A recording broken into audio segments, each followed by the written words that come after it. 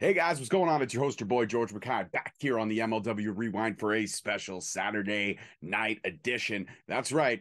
And I never do it alone. I do it with the always tired, always grumpy, always future skullet, Uncle Bobby B. You have to go there with the hair, right? You were just talking about it. Having a few smokes after the epic first live event, Well, for pay-per-view, pay-per-view, yeah. if you will, in 4 years for MLW. That's right. Never say never. And this is the review show. If you're watching on YouTube, hello, it's late. But hey, if you have insomnia and you picked us, we appreciate you. If you are listening on all audio podcast platforms, welcome. And if you're listening on Sunday night's main event, that's the SNME Patreon and free feed, welcome. This is MLW Rewind, and here we go. Never Say Never started off fast and furious with Jacob Fatu versus Calvin Tankman for the Openweight title. These two did not hold back from the selling, the move sets, the agility. For two big men their size, they can go. Jacob Fatu, though, finally hitting. Did he hit? I think he finished with a moonsault, did he not? I believe so. Excuse me, hit the moonsault for the 1-2-3, and that was it. Jacob Fatu retained for the Openweight title. And then he cut a very honest, very real, very raw promo. Now, listen, we're not going to discuss his outside situations that are happening right now, which may or may not have happened with money or stuff like that. Nothing of that is going to be discussed here. This is strictly MLW and what's happening in MLW. And this match did not disappoint. That promo was heartfelt, literally calling Calvin Tankman the toughest opponent he's faced in a very long time.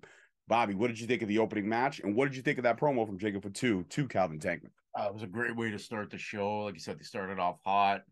Two big cats who were really throwing hard at each other. We thought Jacob Fatu might be going down with a knee injury early on, and we were just like, "Oh no, this is like shades of what happened to Hammer when him and Hammer worked." But no, it might have just been part of the match, and he managed to recover and finish and get the W.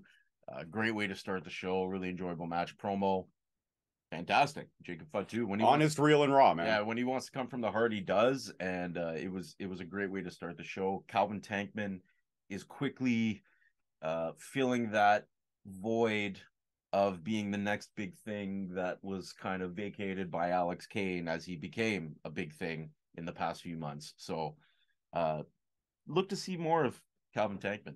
Absolutely. And look to see more of Calvin Tankman in those situations with those big fight feels for sure. Yeah. He's definitely ready for more big fight matches in MLW. And I can't wait to see what happens with him. Next match on the card was title for title. That's right. The featherweight division championship was on the line. And the WXW, sorry. It's been a long night. It has. The WXW title was on the line as Ava Everett took on Delmi Exo. And these two ladies were not pulling any punches. Ava cut a rather very honest and kind of snobbish promo before making her appearance to the ring, and quickly tried to take the belts and just walk away. But Delmi was having nothing of that, and she laid into her. And it was a lot of great movesets that were thrown back and forth. Momentum there was definitely on Ava's side for a bit, but Delmi quickly regained her footing, regained her momentum.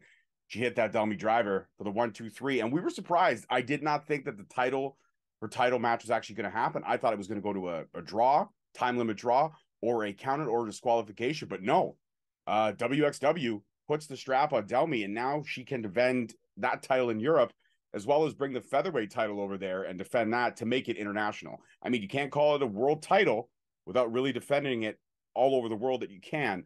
So Delmi two belts, the Queen Goddess, definitely doing her thing. What did you think of this one?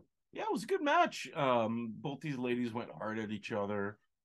Delmi getting the win, like you said, via the Delmi driver, becoming Delmi two belts. This is a great opportunity for her. She's going to be able to go over to Germany now, apply her trade in Europe. Hopefully, we'll see the MLW title defended over there. Happy for Delmi. She seemed to be just over the moon with herself. Nice to see Ava Everett work in here too. I hope that's not the last we see of her. But this was as a follow-up to that first match. This was perfect. And was it did you notice that some of the camera angles they were showing when Delmi was raising the belts, they were kind of covering the entranceway and back half of the ring? I really thought for a split second I thought Taya may come out and ruin the celebration, but no Taya Valkyrie. She did not show up tonight. But just the angles that they were filming, I thought maybe someone was going to come out and rain on her parade, but nobody did. I thought she might even have come out during the match, but nope. Delmi got the win. She got the win clean. She's your new WXW Women's Champion. She's your current MLW Featherweight Champion, and life is good right now for the Queen Goddess. If you're the God Queen, yeah, absolutely, for sure. So shout out, congratulations to Delmi, first title change of the night. Next match on the card was going to be hot, was going to be heavy, was going to be a technical wrestling clinic, as it was Timothy Thatcher taking on Tracy Hot Sauce Williams. This match was exactly that. For the first 5-6 minutes, it was nothing but shoot wrestling, catch wrestling, holds, submissions, a lot of hard strikes, and everything went great. And then an odd turn happened mid-match where I believe it was a belly-to-belly or a German suplex. Tracy Hot Sauce Williams hit on Thatcher. Thatcher was able to kind of raise one shoulder to come up from the pin. Great positioning, and kudos to the ref on that, because he was counting and then did stop the count. But then Thatcher wasn't moving. He had that glazed look over in his eyes, and they did stop the match. This was not kayfabe. They stopped the match, brought out medical attention. Hot Sauce Williams did get the win. Rather upset with the finish, because obviously there was more story to tell in this match. We found out later on in the event that Timothy Thatcher had been diagnosed with a concussion. So great safety from MLW and from the ref to make sure that everybody was safe. We wish Timothy Thatcher a very speedy and quick recovery. Concussions can definitely be hit and miss. Yeah. But what did you think about, I mean, I thought that MLW sprang great in action. I thought the right calls were made. And even though it kind of took the wind out of the sails for a few minutes, I thought the crowd recognized Timothy. And even when he was walking to the back, he's total 100% G, because he refused to take any help. He was stumbling, but he did make it up to the ramp and exit the venue backstage exit to the backstage area before I guess he received more medical attention. But he rolled out of the ring and he walked all the way from the ring to the back. So what'd you think of that? Well, as a fan of technical wrestling, I was really looking forward to this match, and it started very technical. Like 25 years ago, I was on a wrestling team, and I loved watching these guys applying like just a simple thing like using a half Nelson to roll the guy over, stuff that you do in wrestling that you maybe don't see as much in pro wrestling. But those little things I really enjoyed seeing, and this match was great until the unfortunate event. I wrestled one match and I got concussed in said match, so I know exactly how that feels. And it's very appreciated that the ref, was right in there. Safety is always number one, and great positioning too. Yeah. Flawless positioning. Great positioning. I think it probably was the right call. You can't screw around with a concussion, especially if you're not sure of the severity. Well, and Thatcher stumbling was definitely a sign that something was wrong. This was not kayfabe. Something was 100% wrong. Yeah, better safe than sorry when it comes to that stuff. You can always have another match. You can't have another brain. So great for what it was, for as long as it was. Just gives the incentive for MLW to have another match with these guys that they can finish. Now, you would think it would take a while to get momentum back in a swing of things, but no, MLW was smart as they announced the 2023 Open Draft. And we got our first overall pick announced right after this unfortunate incident. And again, we wish a speedy recovery to Mr. Thatcher and hope he's back in an MLW or any ring period in the near future. But the first overall pick in this year's draft was none other than, trying to do a drum roll, not really good at it, Kevin Blackwood.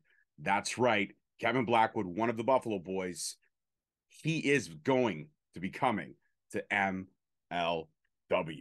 Holy shit, game changer. Well, is he going to be coming to do like a round of tapings, or is he a signing like we've seen, Akira, Ricky Page, Kane? Yeah. So either way, it'll be nice to see. Like we've seen Blackwood compete. We've usually the guys in the draft. I mean, the guys other than Lee Moriarty in the 2021 draft, 2022 draft, he came in for a round of tapings. But a lot of the guys, especially the first overall pick, is usually signed. Yeah. So, hey, we've seen Blackwood work a number of times live. Great talent. A lot of energy, a lot of technical ability, a bit of a throwback wrestler. He loves his classic wrestling. You can tell by the way he works. So that's a great pickup for MLW. He's very versatile, can work with a lot of different guys, and he's been around for a few years now. So it's a solid pickup, I thought. Absolutely. Next match on the card was the Texas whipping match or country whipping match? Yeah, leather strap match. Well, it wasn't a strap match. Though. It was a whipping match. They were whipping match. Texas country whipping match. Whatever it was Mance Warner, Sam Adonis, and some leather straps. They weren't attached to each other. They just had the straps and they were able to use them for whips. And let me tell you something, man. This match was exactly what you thought it was. Everything but the kitchen sink was used. Mance Warner bled profusely. Sam Adonis treated the crowd like absolute shit, to the one point where there's that one fan in Philly who we see on a regular basis, young lady, nice young lady, where he looked over at her and began to almost regurgitate and say, nope, nope, and then walk the other way. So Sam Adonis really knowing how to get that heat very organically too. He just comes out like a complete utter jackass. He's a true heel. He's a true heel, 150%. And thank God they had him right after that one, because he was able to cut an extremely long promo to get the heat back in the room, to get the crowd hyped up to see him get his ass kicked. And this match, like I said, they fought all over the place. Mance Warner looked great. Sam Adonis looked great. And then the Azteca Lucha Henchmen came out. They kind of stopped the party, and it was a 3-on-1 assault before the SGC and Microman. That's right, Microman wearing Mander's cowboy hat. He looked fantastic, by the way. He absolutely looked great. Looked great. They came in to kind of even the odds, and then it was almost a 2-on-1, or I should say a 1.5-on-1, as Microman went in to hit Sam Adonis with a kendo stick. Sam, feeling a little, swing on his back, turned around, looked down at Microman, and boot fucked him hard to the mat, where I thought Microman might have been seriously hurt. But Mance, seeing that, did not like it. He jumped right up, put Sam through the table, and then there was a 1, the 2, the 3, and Mance Warner finally defeats Sam Adonis, and we see the storyline come to a close. And at the end, the SGC celebrate with a couple cold ones as 3.5 members, that's right, 3.5 members, celebrate with a round of beers and enjoy the victory of Mance Warner over Sam Adonis. I love this match, from the promo to everything in between, to Microman to the boot fuck. Glad Microman was able to stand up and have a cold one with the boys. And everybody, I mean, tonight, the vibe of the locker room was, let's show them what they've been missing. And I felt like that really happened throughout the night in complete fluidity.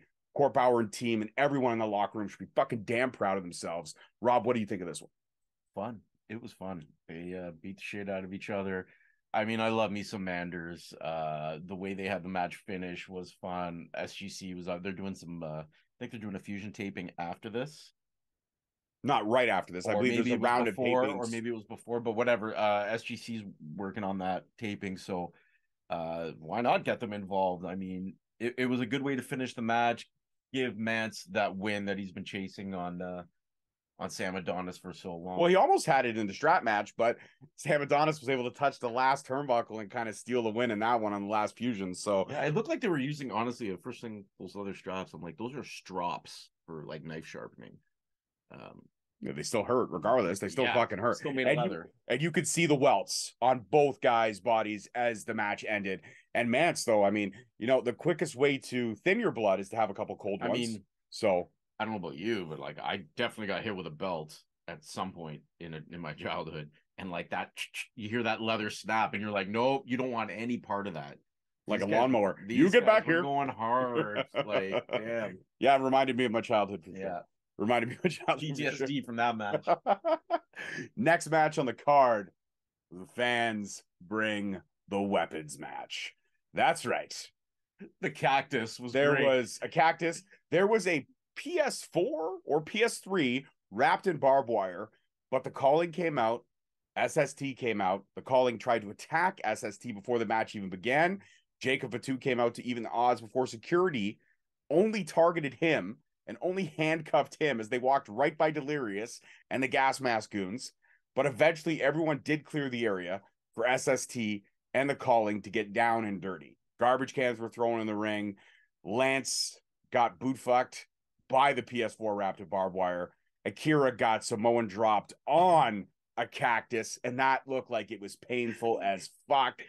If that was a sell, it was one of the best sells I've ever seen, because he looked like that cactus was like napalm, the way he reacted. It was amazing. Chair shot upon chair shot, garbage can off a Did you see the part where they put the garbage can up to Juicy's head? Like straight like this, was already flattened, and they used the chair to bash it in. Completely creative stuff from Ricky Shane Page and Akira. And putting Juicy through a table, it became a 2-on-1 assault. Lance was put through the table. Ricky Shane Page then brought him up and did quote the Raven trademark DDT. The Raven effect. The Raven effect, if you will. I like to quote the Raven. It's better. But anyways, the Raven effect, and for the 1, 2, 3, and now the calling, as we predicted, are now, well, Akira is a double champion with the middleweight and one half of the tag team champions. Ricky Shane Page has gold. Mandy Leon definitely has her sights on the featherweight.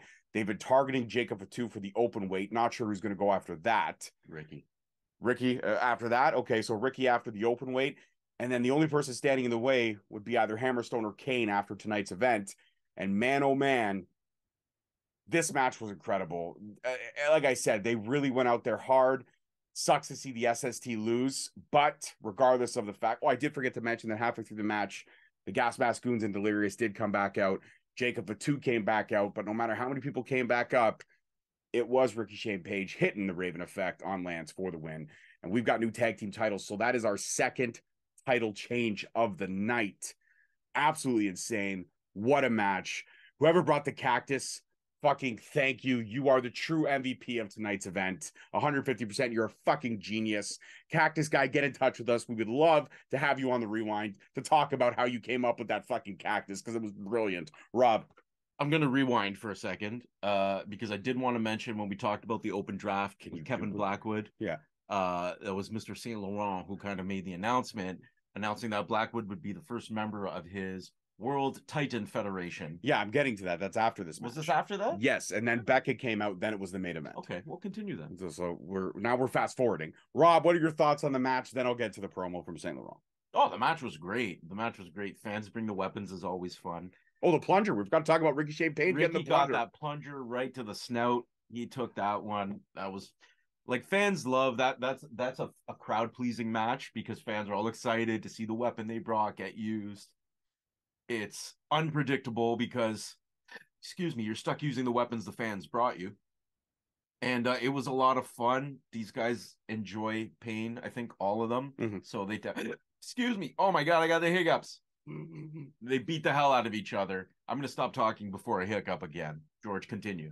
All right. After this match, we had Mason St. Laurent with Sam Laterna on the ring entrance. And yes, St. Laurent did announce Kevin Black would be part of his new faction, if you will, the World Titan Federation, which is a blatant shot at you-know-who, shall not be named, but we know. We all know, guys. We all know. And then he announced the second member. And the second member is absolutely a huge get. One of the hottest free agents in pro wrestling. You've seen him everywhere since his departure from WWE. That's right. Matt Cardona is coming. The king of death matches himself is coming to MLW, looking great in that suit, by his pool, with his cigar, with his beautiful wife probably inside the building. The fact is that Matt Cardona coming, this is a huge get for MLW. This will bring a lot of eyes to the product because Cardona has a huge following. And we got to find a way to try to get this guy on the show. I'm going to have to start emailing MLW media people as of tomorrow morning at 9 a.m. Expect my first email, guys. But we're going to try to see what we can do. Get Cardona. But regardless of the fact, Cardona has now been added to St. Laurent. And also, Sam Laterna, though, she did try to pull the hard question. She tried to ask blatantly about St. Laurent stealing money from Microman. St. Laurent saying Microman stole everything from him. So he's turning it on Microman. Incredible. What do you think about the announcement of the World Titan Federation and Kevin Blackwood and Matt Cardona being additions? I didn't like it because it put the kibosh on my theory that Mr. St. Laurent was the man behind the Boumaye Fight Club. We're going to get to that next. Other than that, I mean, it'd be interesting to see where this goes. They've kind of announced this faction, if you will, and a couple of members, but I want to see what happens with it. Could be interesting. It's definitely going to be an interesting turn as we lead right now into our next event, which is going to be on FITE Plus, which is called Fury Road. That is taking place, I believe, sometime in September. So get ready for that. The next crop of tapings will lead up to that. And now we get a pop star performance. That's right.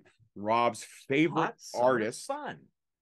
Becca, performed Hot Summer Fun. And unfortunately, her opening act supposed to be Doja Cat. Due to scheduling conflicts, Doja Cat could not make it to the 2300 arena. But Becca, loving the fans, came out Hot Summer Fun and sang Hot Summer Fun as Rob is grooving to it right now with all of her backup dancers. Everybody looked great. Becca looked great. She sounded terribly great.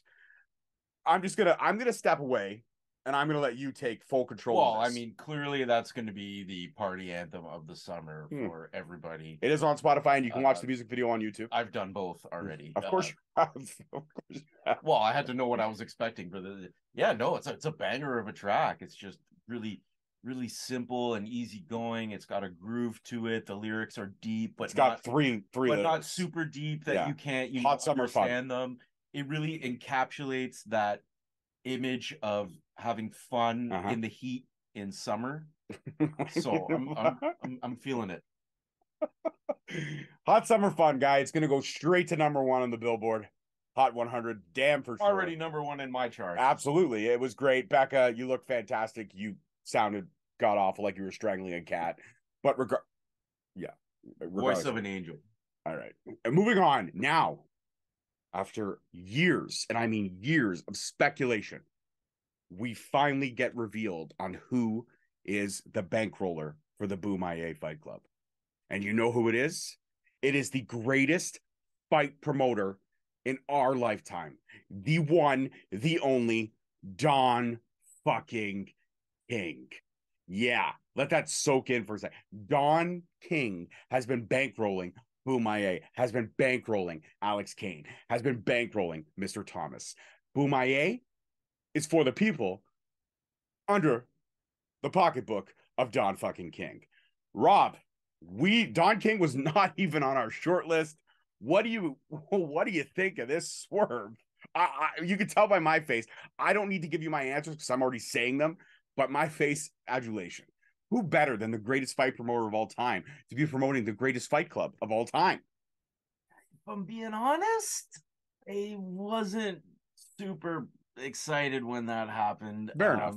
It was like, hey, Don, can you cut this cameo for us? Like, and say these things. And it's like, you really had an opportunity here to make it somebody that can be involved. And unless that's not what we want, we just want the Boom-Aye bankroller to be he's back there and he does his thing. But I think that's what a bankroller does, like a silent partner. But you could have had I actually thought Dan Lambert, when they brought him up, I was like, oh, that would have been actually made sense. And Lambert can talk, and not that Alex needs anyone to talk for him, but if you were going to bring him in as somebody on screen, Lambert would be a good choice.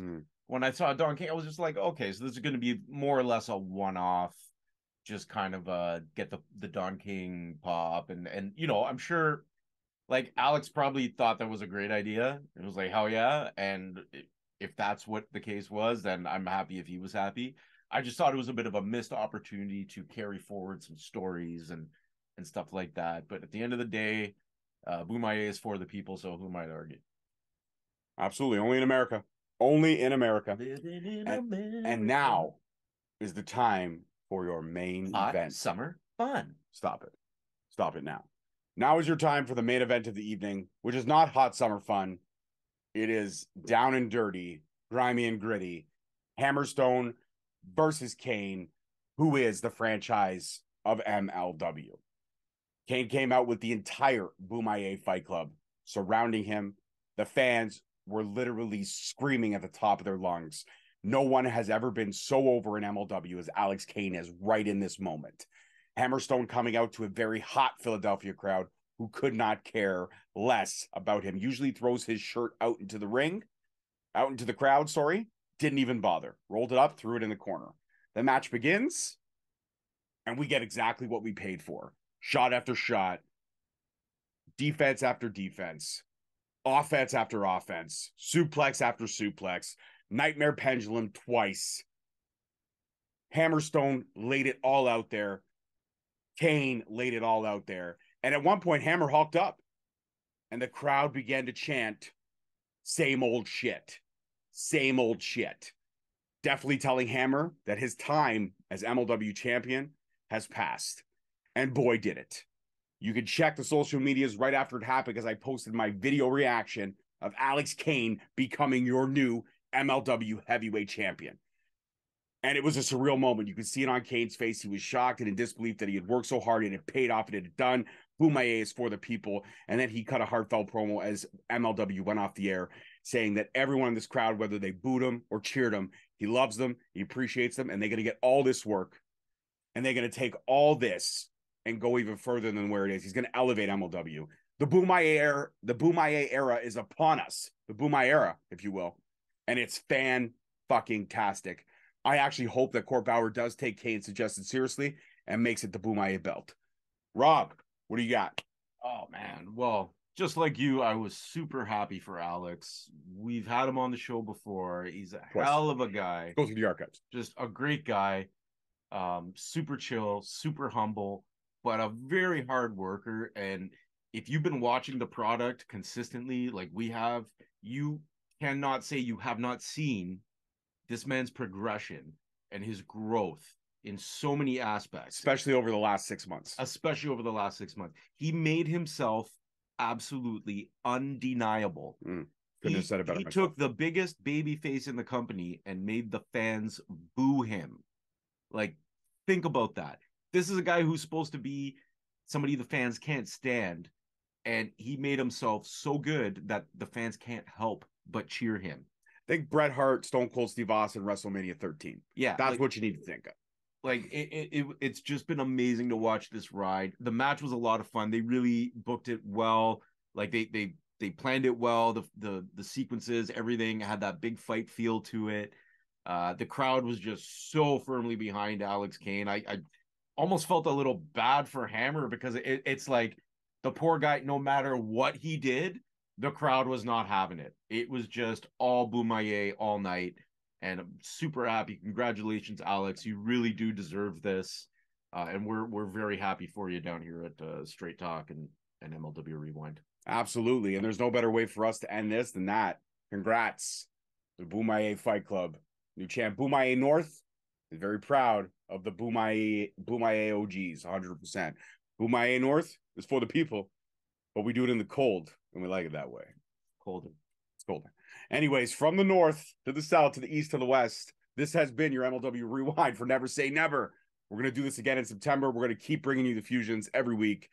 Follow, like, subscribe, please. We're at 754. We would love to get to that 1,000 mark on the Straight Talk channel. Straight Talk Wrestling on YouTube. Check us out. Support. We appreciate you. Love you if you took time out for us. This is going to be dropped on, like, literally recording right now at 11:15. We're wrapping. I'm going to edit, post by 12. I am not going to post on socials. I am going to bed. I will post on socials tomorrow if you don't get it. But peace, love, and wrestling. We'll see you guys this Thursday. Hot summer fun. Bye, guys.